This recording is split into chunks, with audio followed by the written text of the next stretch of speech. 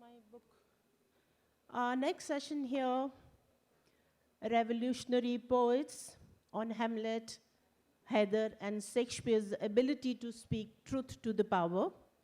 For the session, we have here Preti Taneja and Vishal Bhardwaj in conversation. So let's welcome Preti Taneja and Vishal Bhardwaj on stage for the session, revolutionary poets on Hamlet, Haider, and Shakespeare's ability to speak truth to the power.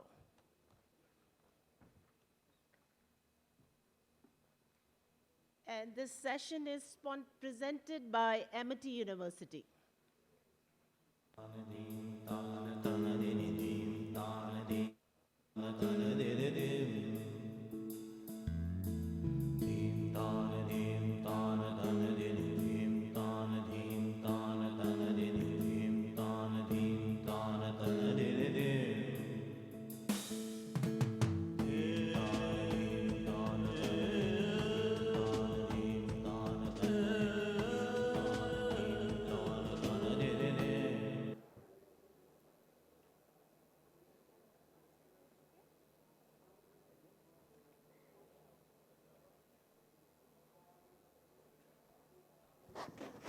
Ready? Yep. Hi everyone, thanks for being here to listen to us talk about Shakespeare and what it means to us. We're going to start with a little film clip. So as soon as it's ready, we're going to get it up on the screen. And this is a clip from Vishal's first film, Shakespeare Trilogy, Maqbool.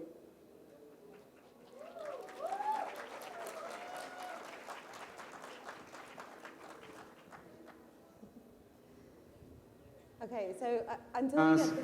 من شر الوسواس الخناس الذي يوسوس في صدور الناس من الجنة والناس اللهم صل على محمد وعلى آل محمد كما صليت على إبراهيم وعلى آل إبراهيم إنك حميد مجيد. दुआ कीजिए या अल्लाह पाक जो कुरान शरीफ पढ़ा गया उसका सवाब जहांगीर खान साहब की रूह को पहुँचे. अल्लाह ताला अब्बा जी की रूह को सुकून पहुँचाए और उन्हें जन्नत नसीब करे. आमीन. या अय्युहल्लज़ीना आमनु इस्तईनु बिस्सब्रि वस्सलाह इन्नल्लाहा मअस-साबिरीन. या अय्युहल्लज़ीना आमनु इस्तईनु बिस्सब्रि वस्सलाह इन्नल्लाहा मअस-साबिरीन. या अय्युहल्लज़ीना आमनु इस्तईनु बिस्सब्रि वस्सलाह इन्नल्लाहा मअस-साबिरीन. या अय्युहल्लज़ीना आमनु इस्तईनु बिस्सब्रि वस्सलाह इन्नल्लाहा मअस-साबिरीन. या अय्युहल्लज़ीना आमनु इस्तईनु बिस्सब्रि वस्सलाह इन्नल्लाहा मअस-साबिरीन. या अय्युहल्लज़ीना आमनु इस्तईनु बिस्सब्रि वस्सलाह.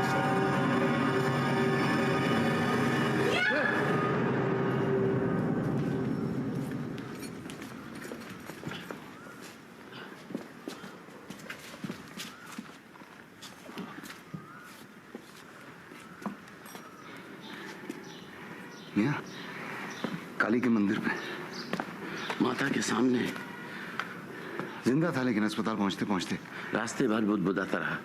हवेली पे चल, हवेली पे चल. कौन था? कौन था? कौन होगा? अरे काकी, गुड्डू, नरक में भी जगह नहीं मिलेगी कुतरा को.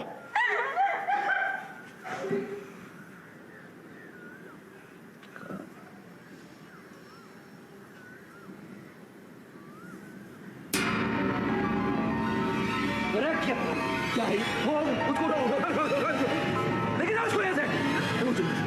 जिंदा उठा. पुलिस बहुत खोल रहा है. इसको लेके जाओ यहाँ से. इसको लेके क्यों आया? हटाओ उसको यहाँ से. अरे मियाँ, मियाँ, मर गया है काका. मर चुका है वो. हाँ? मर चुका है काका. मियाँ, मियाँ, मर चुका है काका. मियाँ. الناس إله الناس.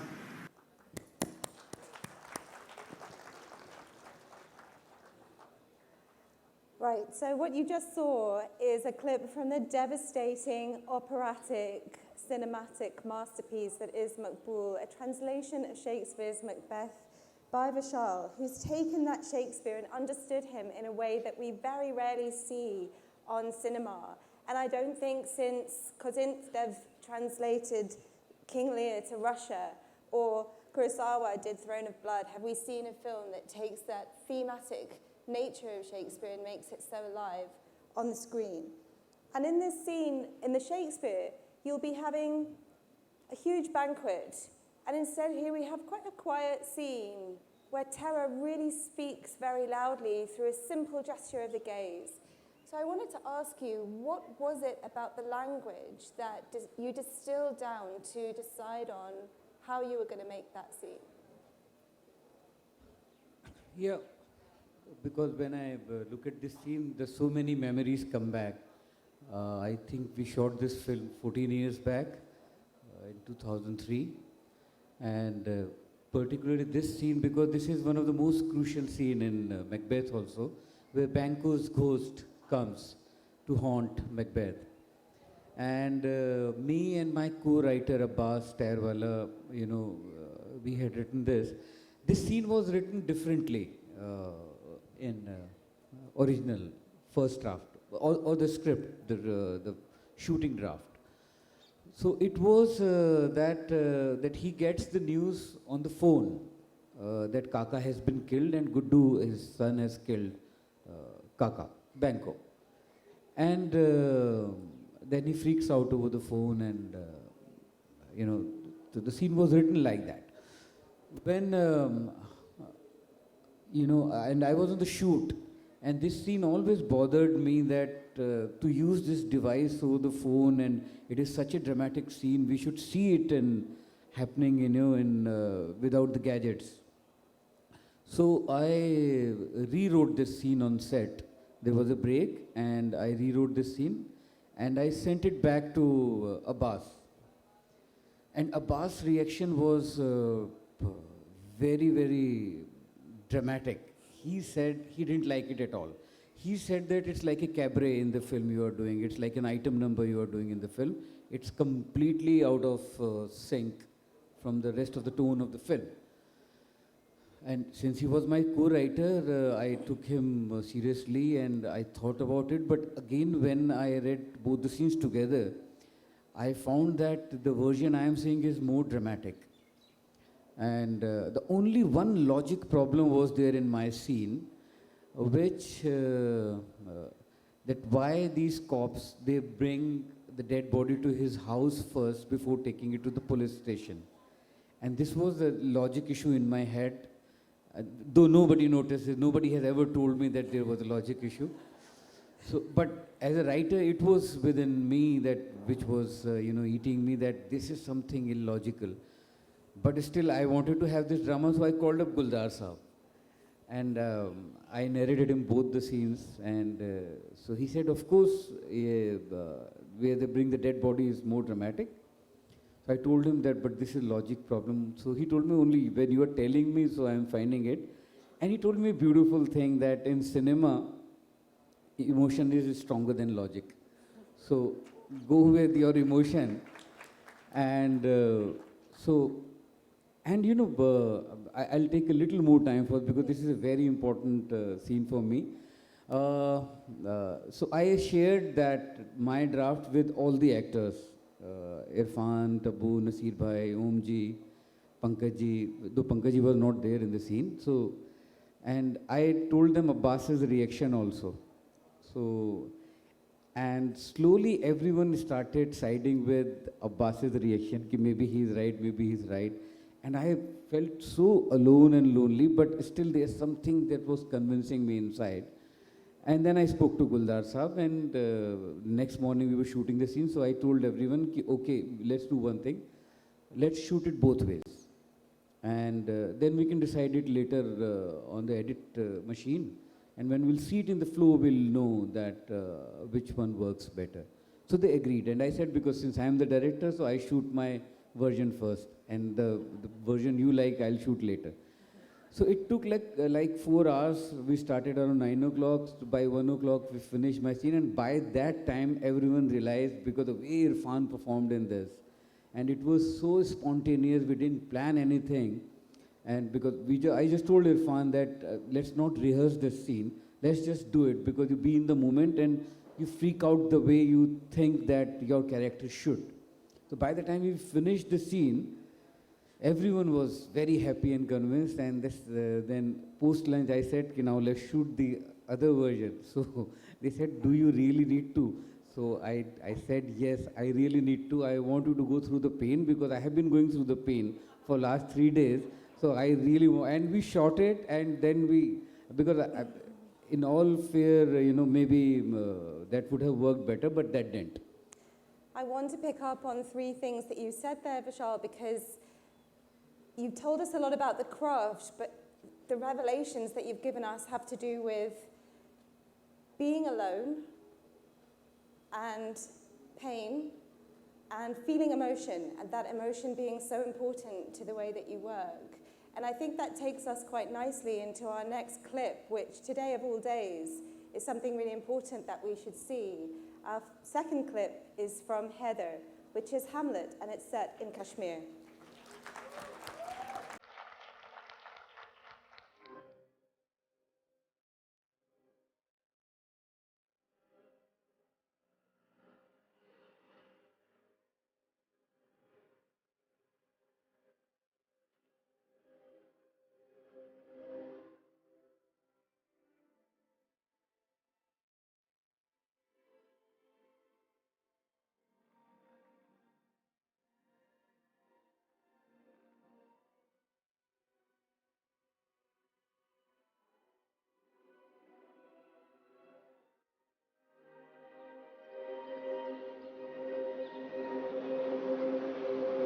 दो चेहरे हैं आपके मौजूद।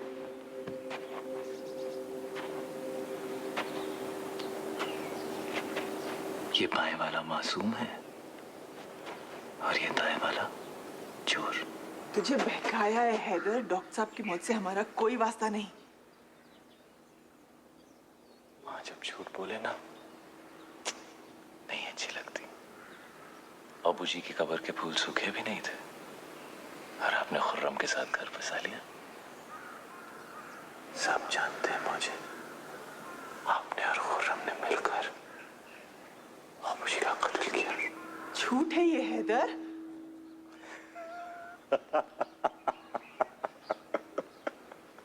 मुझे इखलाक उस रात हमारे घर में छुपा था। ये बात सिर्फ आप जानती थी। फौज का मुखबिर खुर्रम था और खुर्रम की मुखबिर आप।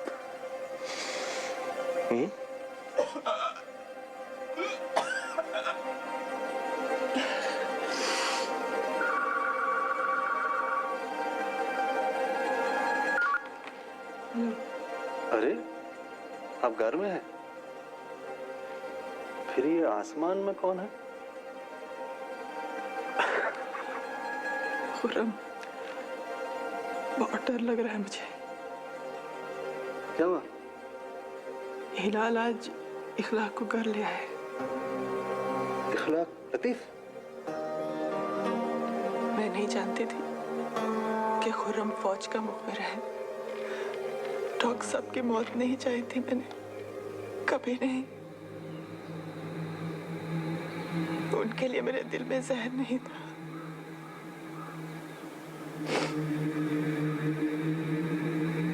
और खुर्रम के लिए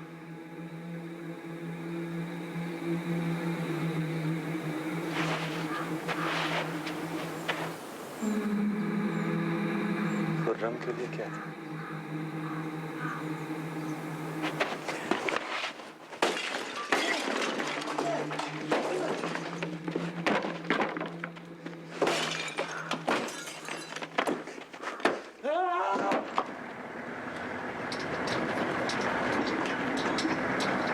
रुको, गाड़ी रोको।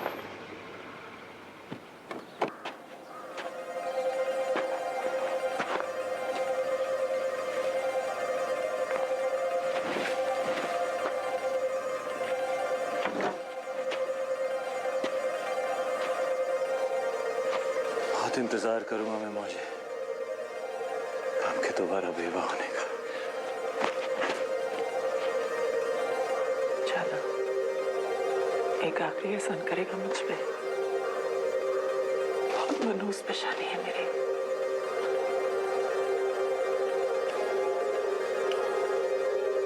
दाग दे। आपकी जिंदगी है, आपकी सजा है।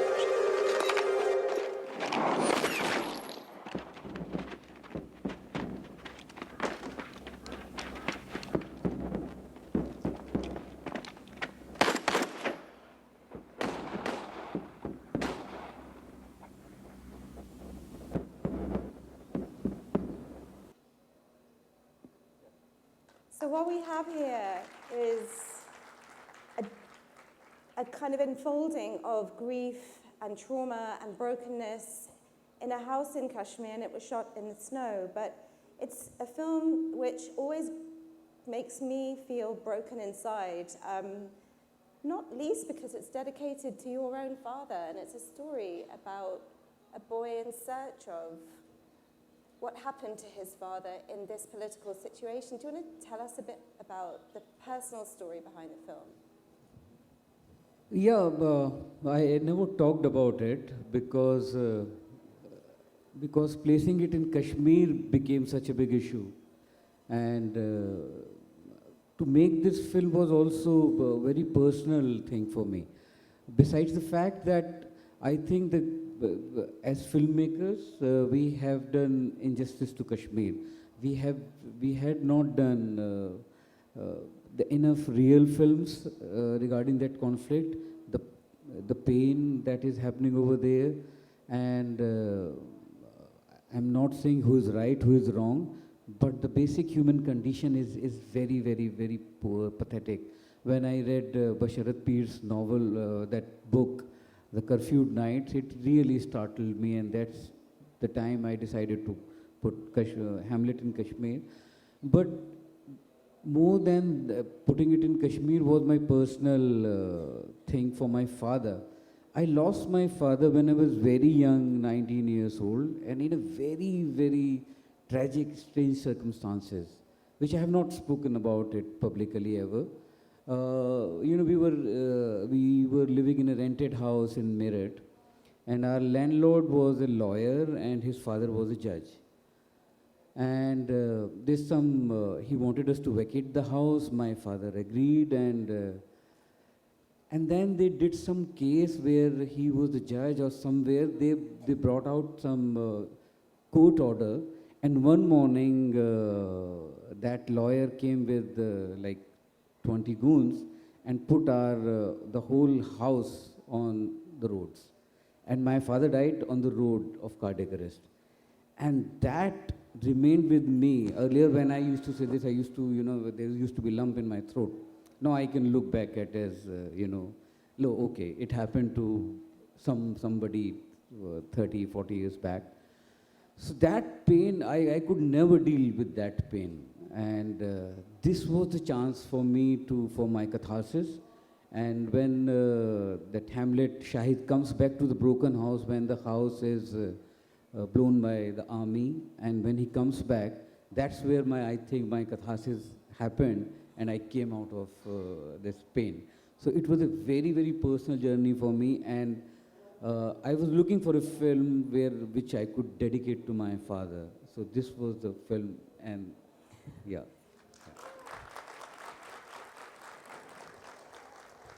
We have a lot in common in this circumstance because I lost my mother when I was 28, and I very rarely speak about that publicly. She was the light of my life, and my novel is dedicated to her in much the same way. And in the story, which is based on King Lear, the King Lear is in this broken house in Kashmir, a very similar house to the one that we've just seen.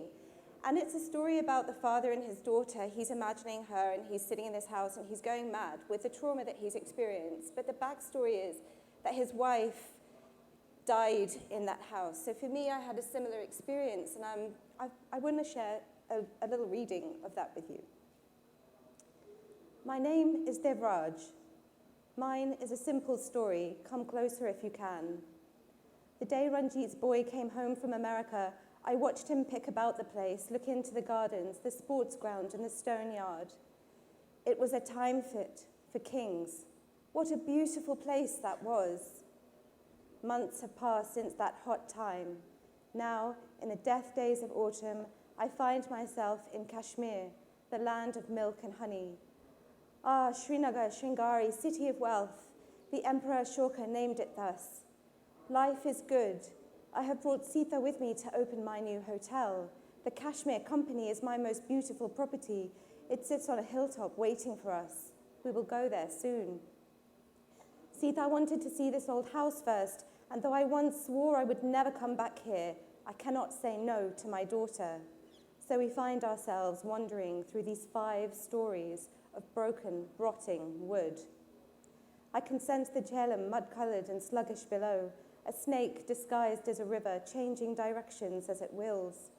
There used to be a jetty where vendors would tie their boats and sell cut-price saffron, tea, bootleg cigarettes.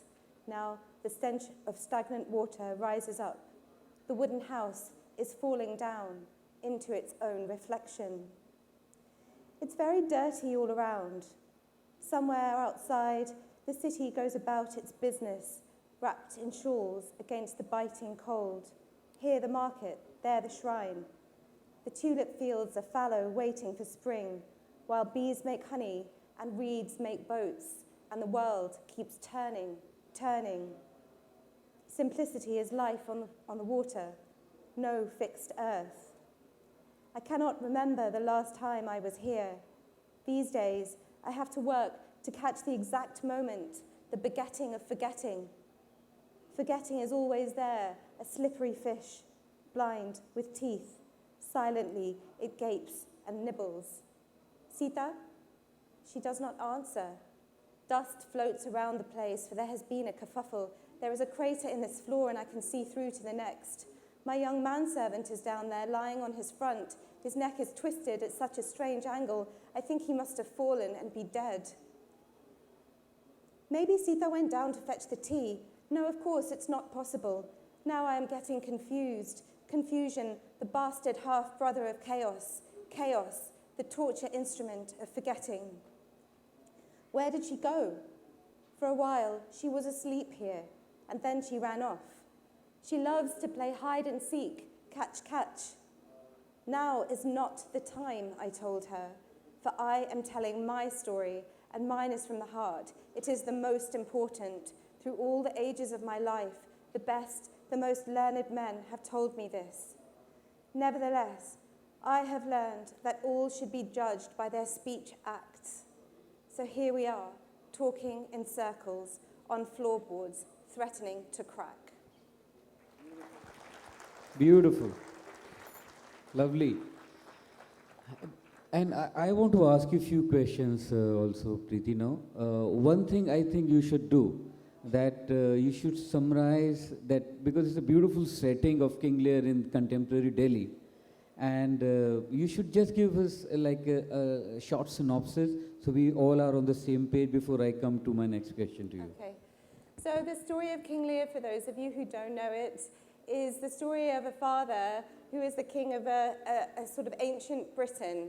And he has 3 daughters. And the play opens with him at age sort of 80 or thereabouts, asking his daughters to tell them each in turn how much they love him. And in exchange, he's going to divide his country between them as part of their dowry. Now, for anyone here on such a day, we can see that partition narrative, and it's linked to these women's bodies as metaphors for the land, is the big bombshell that sort of unravels his mind. And what happens next forms the 3 hours and a half of the play, but it ends in a civil war, which is why my story is set in Kashmir. And We That Are Young, the novel, it's told from the point of view of 5 young people, which is supposed to really speak to the energy of India today. Lovely, lovely setting. So you tell me that you live in London, you are born in UK. Then how could you get the details of a Delhi business and this life so correctly? I have read this novel, it's so beautiful, it's so nuanced. So I was amazed because I met Preti in London, I think 2 years back. And I could never imagine that, she can get the nuances so well of a Delhi family. So could you tell us the secret that how did you get this nuances so beautiful? I think one of the secrets is to be like you are, just very low key as a person, and then you can get into all sorts of situations that no one really expects you to be in, but once you're in them, no one takes any notice of you. So you can find yourself into high and mighty parties, or you can find yourself in slum areas, or you can go into media offices, and you just have to use your journalistic skills and your personal skills just to ask people questions and listen to them talk about their lives, gather those little details that bring something to life. And that's the kind of field research that I did, all the way from, you know, intricate Delhi, where I have been coming since I was a child because of my mother, right to months spent in Kashmir. And how much is your personal experiences you have exploited in this book? Well, I wanted to ask you that question too. I mean, every tiny detail of the characters, their memories, the things they love, the things they hate, the worst impulses they have, I think I have all of those, and maybe some of the best ones too, I hope. And how much time did you take to do this? How long was the process of this? The first draft was finished in 2013. It didn't find a publisher until 2016, when it was sold to a very small independent publisher in the UK. And in that time, the whole world has changed. And the things that I could see happening that I put into the book, the rise of the right wing and a sort of toxic masculinity, which is now giving way to more resistance in the Me Too movement. Some of those things are, I sort of saw coming when I was writing. Yeah. So, do we want to go to the next clip, or? Well, the thing is that because both of us have set work in Kashmir, what I really wanted to ask you, I mean, as a writer and I was doing research, it was easy for me to fly sort of under the radar a little bit, but what was it like shooting this film on the ground, and what kind of experiences did you have in these broken houses, in these very cold conditions? More than the cold, it was, you know, the logistics of it. And the people of Kashmir, they actually love Bollywood, but they are very angry also, because we have been just using the first time when I met Chief Minister Mr. Abdullah. So he told me, I hope you won't do that, otherwise the Bollywood represents us with a Firan and a AK-47. So I told him that, you know, I am trying to go beyond that. I am really trying to see this film from inside out. Otherwise, we have been doing it, either a character of a journalist goes to Kashmir and from his or her point of view, or an army officer, or someone goes from outside and looks at Kashmir. What I was trying to looking from inside, that how do they look at the world and this conflict. So, but since there was no precedent and no one had done that before, so the problems were really, and more than us, the security forces were more concerned about us. We were shooting in downtown, we shot in Janakadal Bridge and all those places. We could shoot. Actually, the security forces used to tell us that how much time will you take, like on that where Shahid meets Irfan on that pull, the first time he goes to meet. That's a very iconic place in Kashmir, Zainakadal Bridge. So I asked them that I want to shoot over there, and he said it's impossible. So somehow, you know, I cajoled him and did something, and he said, okay, I'll give you 1 hour. And you know, the Kashmir, we were shooting in, that's called, the 40 days are the most, the cold time. It's called something, I'm forgetting what it is called, that period of that 40 days. So he said that it's so cold and Kashmiris are so lazy that they don't get up before 11 o'clock. So you finish your shooting by 9:30, and I give you 2 hours. So we went over there like 6 o'clock in the morning, we started shooting, and by 9:30, you know, nobody came and there was no crowd. Otherwise, generally, you know, there used to be a lot of crowd on other locations. So then we got a little more courage and we said we will carry on. And then we carried on till 11:30, and suddenly there were like 1,000 students, and but you know, they all just wanted to touch you. They all wanted to see the film. They all wanted to see how the films are shot, because there was a tradition of before this tragic conflict started, that every film has to have a song in Kashmir. So Mr. Bachchan and you know, all those films जो थी सब वहाँ पे shoot होती थी. So they used to miss that. So, and they were feeling so, you know, they used to come that now we miss Mr. Bachchan यहाँ पे आते थे, अभी तो कोई भी नहीं आता है. और जो आते हैं वो फिरन और AK-47 दे देते हैं सबको यहाँ पे. So, but once this film was released, I mean, their look towards Bollywood has changed a lot. So it was fun. The problems I faced more after releasing the film over here, not over there while shooting. That was I could handle. It was not. I was not able to handle the reaction of when I was called anti-national and all those things. That was more hurting for me. That was more painful than shooting over there. I want to ask you these questions, and we've talked about this before, but what is the role of the artist in the current political climate? What is being done to silence us, and how can we work on that? I think this is the best time for the artist, because when you are repressed, suppressed by the state, then you have an enemy to react to.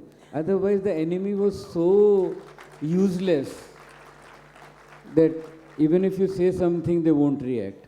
Now at least you are heard, and you know, even if you are silent, your silence is also piercing them. So it's a beautiful time for the artists, for the art, that they have to strangulate us so then we can scream.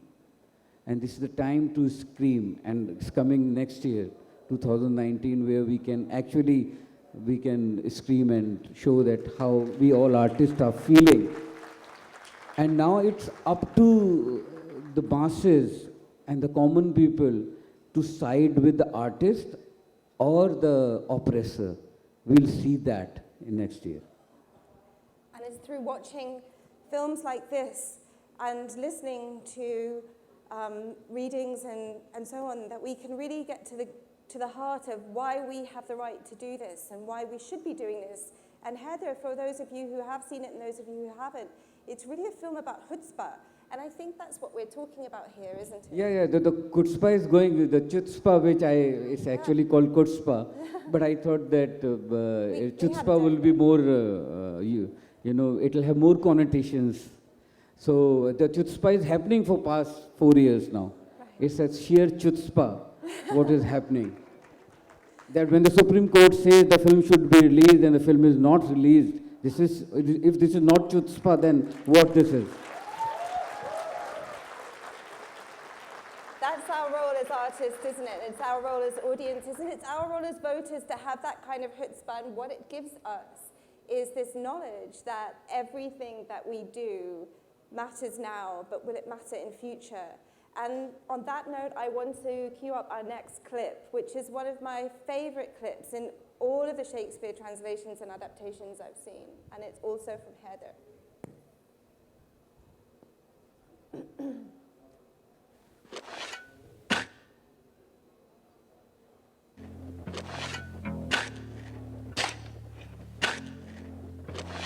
अरे आओ ना कि जहाँ गई जहाँ गया सो जाओ अरे आओ ना कि थक गई है जिंदगी सो जाओ न शाम न सवेरा अंधेरा ही अंधेरा न शाम न सवेरा अंधेरा ही अंधेरा है रूहों का बसेरा सो जाओ अरे आओ ना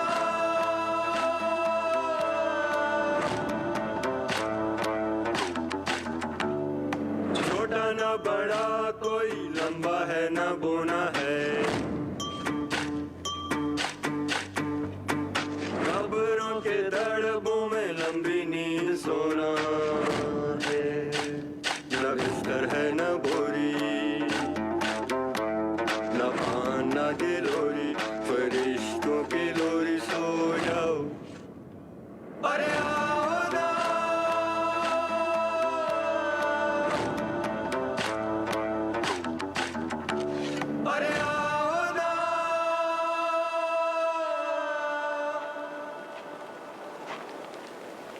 अरे हैदर बेटा कहाँ थे?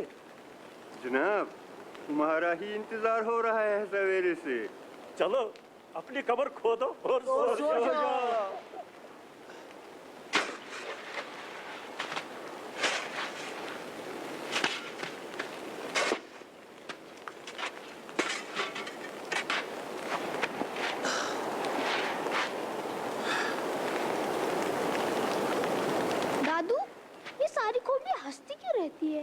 तेरी तो रोती हुई मिलेगी, चुपचाप रोटी खा। क्योंकि मर के ही पता चलता है कि जिंदा थे तो जिए नहीं और मर के भी बचे नहीं। है समझ? जिस्म गल की मिट्टी बन जाता है और मिट्टी से बनते हैं घड़े, सुराही, खिलौने। सिकंदर हो या अकबर, हिटलर हो या गांधी, सब मिट्टी में मिल जाते हैं। हो सकता है जिस कप में तेरे दादू कहवा पी रहे हो ना, सिकंदर की मिट्टी का बना हो। जीती होगी दुनिया कभी, लेकिन आज तो कब्रिस्तान में कहवा पिलाता घूम रहा है।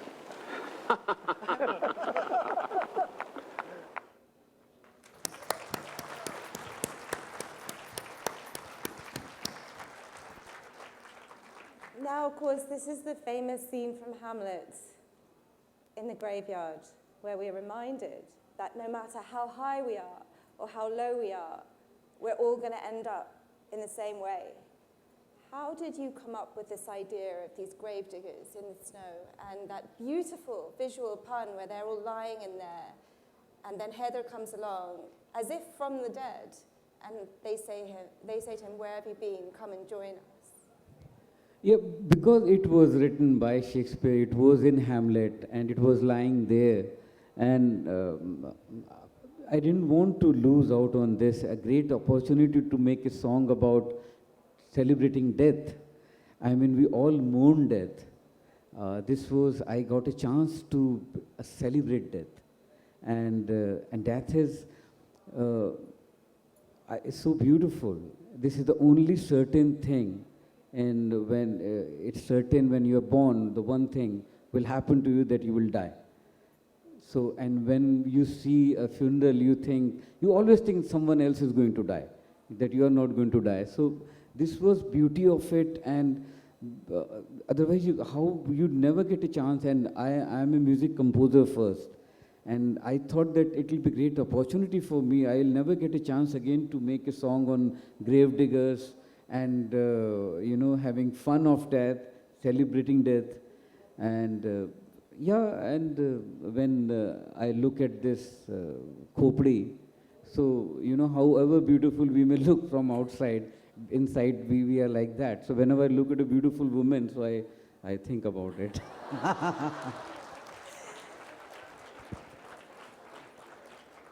So there we have it. The real revolution in Shakespeare and in our work has to do with this core that eventually all of this shall pass. We are nearly at the time when we're going to open up for questions, so I hope that you're ready. And I would just like to, before I do, thank you so much for the lovely revelations that you've given us about your work. Thank you, Preti. Thank you for the lovely book, and everyone should buy and read it. So I would ask you to please keep your questions short and make sure they're also questions. And we would like to take we have some roving mics. If you would stand up and put your hand up, then I'll be able to see you. Yes, lady here in the pink kameez. Just wait for the mic, it's coming.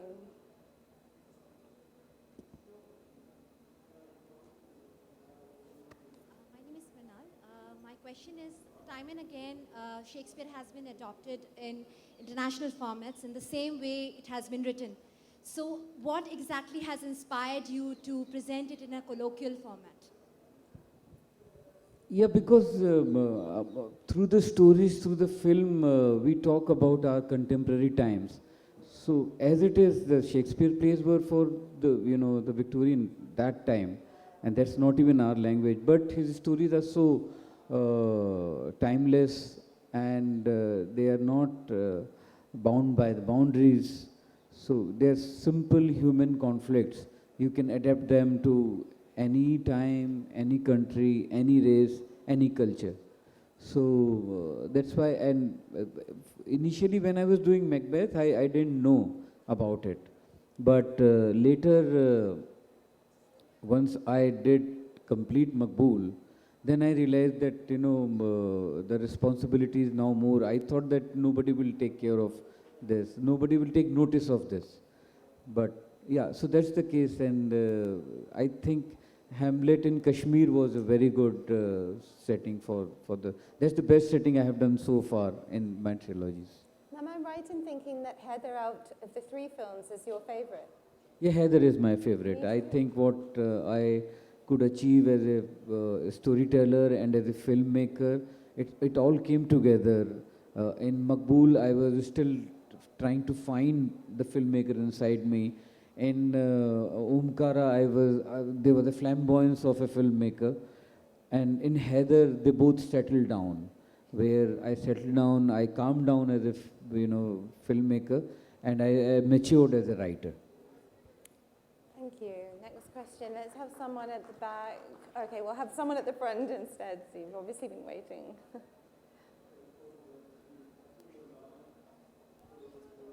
It's working? Oh, yeah. Yes. Good day, sir. So when I read Macbeth, I found that in the play, it was his ambition which wanted him, propelled him to be the king. But when I saw the movie, it was more of his love for Tabu. And you just said that death is beautiful. So I just wanted to ask that, according to you, is love more tragic than ambition? Love is more tragic than ambition. No, I think ambition is a tragedy you don't even come to know about. Love, at least you know the pain, and your ambition you will never know. It's a greed.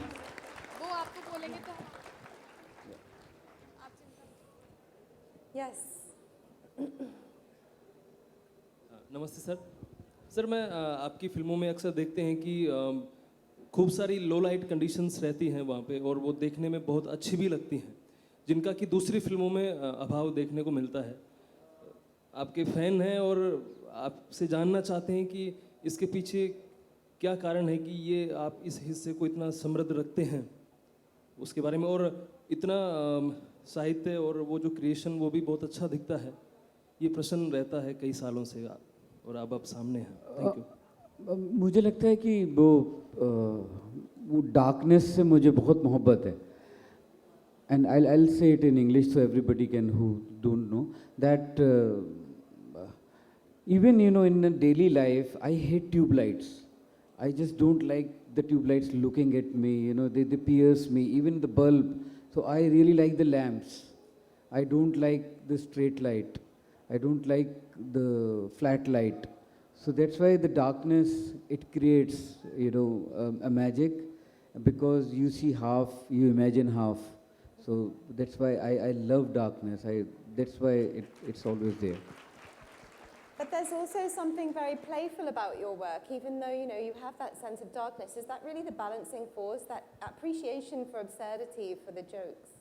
Yeah, because I don't take it seriously. Yeah, that's the reason. Because I don't take darkness and tragedy seriously. Because there's no point. It's going to happen to you in any case. What's the point? And that's why I love dark humor. I love black humor. Whenever it's very stupid of me also, a little insensitive.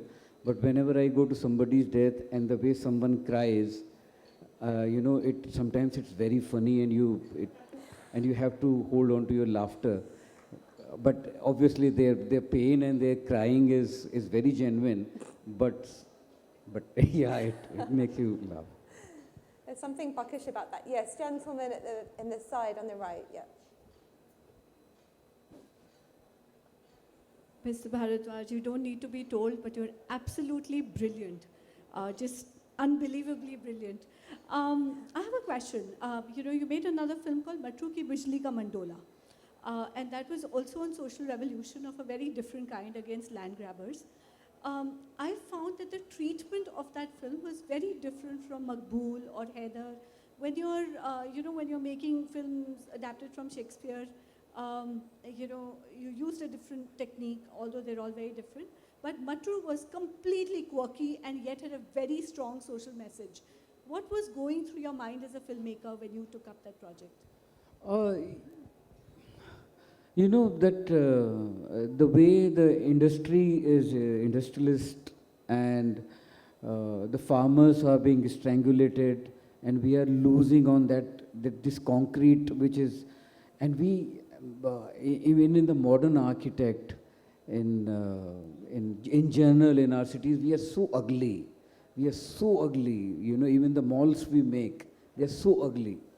So this all was, you know, going inside me, and the way the farmers are being fooled, and you know what is happening and what has been happening to the farmers by the industry and by the wealth, and the rich is becoming richer and the poor is becoming poorer, and that divide is going on, and the kind of paradox we see, like in Mumbai, to a 27-story building, there's a slum next to it, and I feel that we can't have revolution in this country, otherwise it should have happened. The kind of paradox and you know, the disparity we have in our society.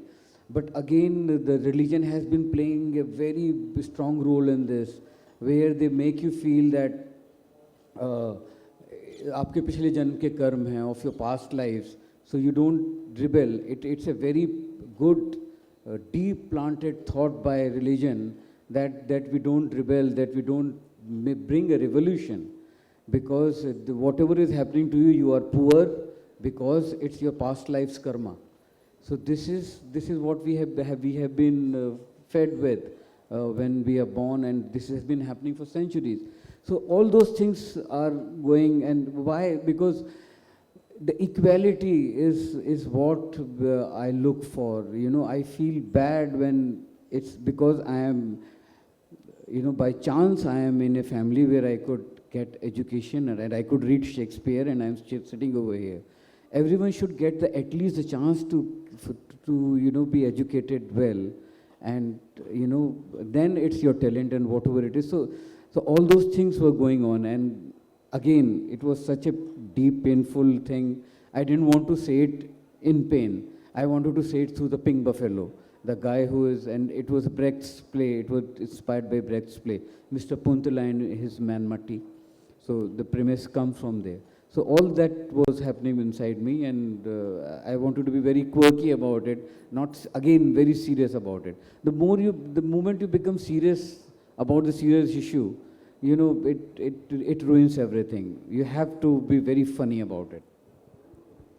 Those are some of the themes in the book as well. We had a lot of questions, but I'm going to take it all the way to the back, please. Can you turn around? Can you stand up so I can see you? Lady with the pink jumper. Yep.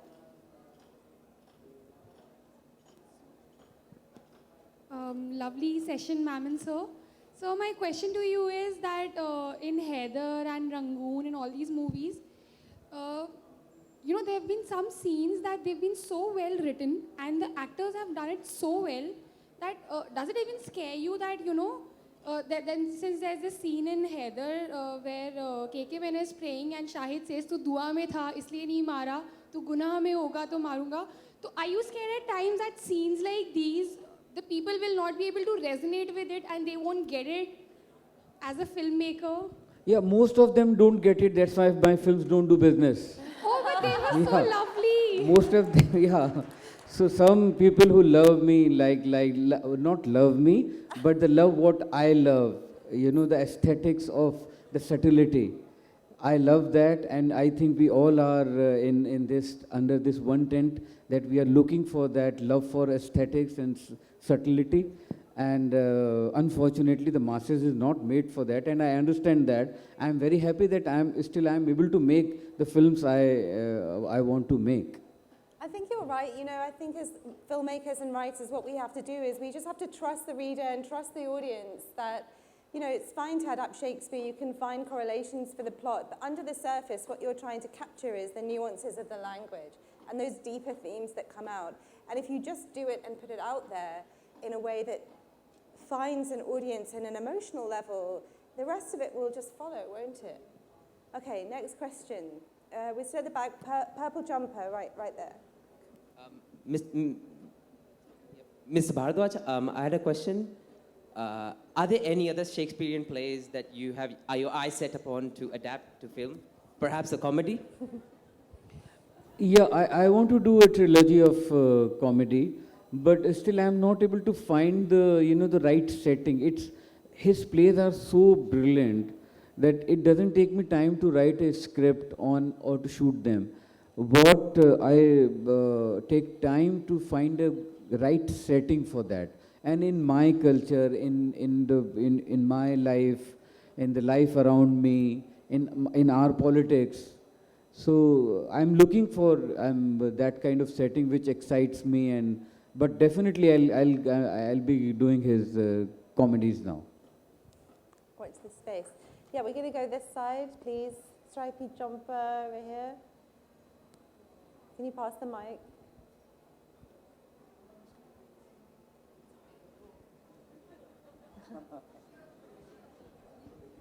This guy, this bit.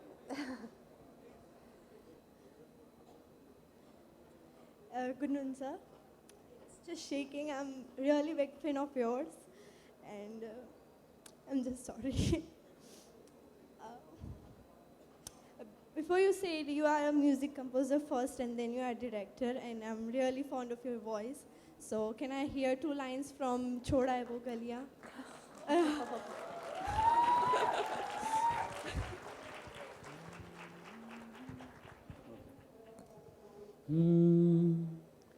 जहाँ तेरे पैरों के कंवल गिरा करते थे, हंसे तो 2 गालों में भंवर बड़ा करते थे, तेरी कमर के बल पे नदी मुड़ा करती थी, हंसी तेरी सुन सुन के फसल पका करती थी, छोड़ आए हम वो गलियां, छोड़ आए हम वो गलियां. I think you deserve a round of applause for asking the question. Thank you. Okay, so there is a gentleman behind her, just over here, who's waiting also. Standing there.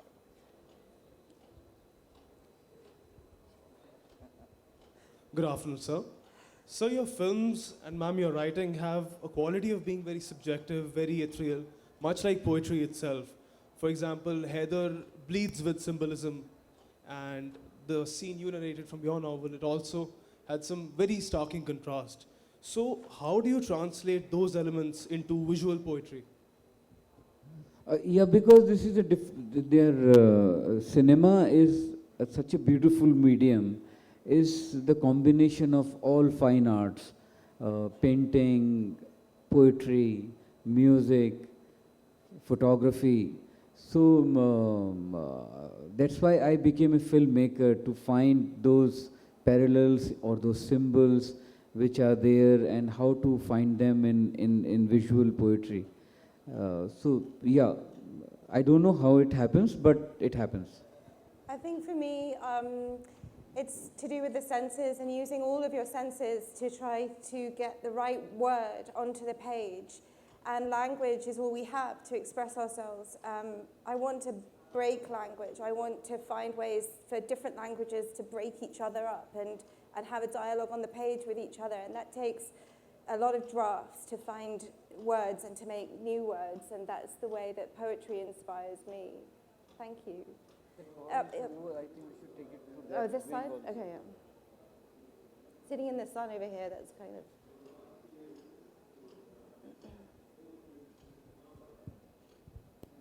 Hello sir, नमस्कार. बहुत सारे सवाल थे मेरे जो वहाँ पूरे हो गए.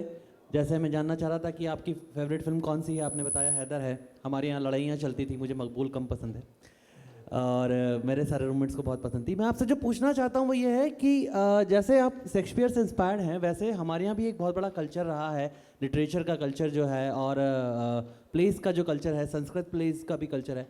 तो कोई इंडियन प्ले राइटर या कोई इंडियन माइथोलॉजिकल प्लेस थे, या हमारे यहाँ बहुत प्ले का कल्चर है, तो आपको कोई राइटर इंस्पायर करता है क्या?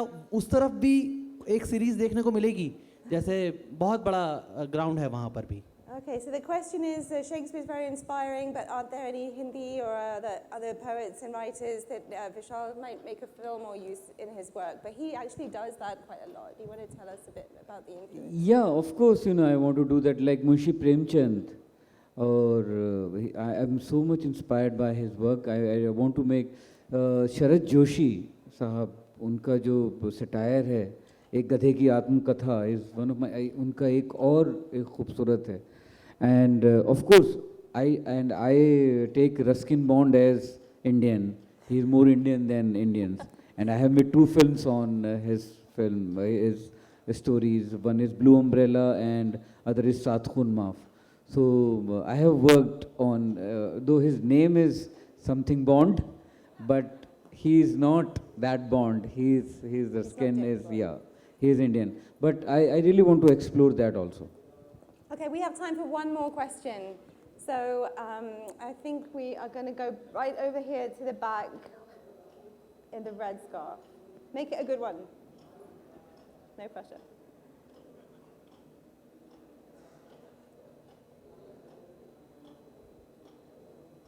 Hello. Morning, sir. I have been studying philosophy in Sanskrit, so I wanted to ask you just about your mentality. Like the Indian philosophies, there are 6 kind of Indian philosophies mainly, and they've been just telling that whatever you see in the real world is something Brahm, and the reality is something different. And again, the karma philosophy is the main part of what they have been thinking through. So according whatever you have been through and while making the films, like what role does the karma philosophy, like the wishes we wish and the dream we see is something different, and what the reality of the world is something different. We really wish something good to happen, but if the karma philosophy really says that everything happening good is not, like, it is not possible in this sansar, what they say. Like there are some people gonna be happy, there are some people gonna be like unhappy, and they have to really face what the karma philosophy is going to fruit you. So what, like, What's your question? Like the question is, like, what role does the karma philosophy, the philosophy plays in your mind while making films? I think as far as karma is concerned, that Krishn's lines is the best. That karm karo aur phal ki ichha mat karo. The problem is when we think of that fruit, the phal ki jo hum ichha karte hain, that's the problem. That's where the happiness or unhappiness comes from. Because we are wanting something, we are trying to achieve something. If we are doing it for the fun of it, then the question of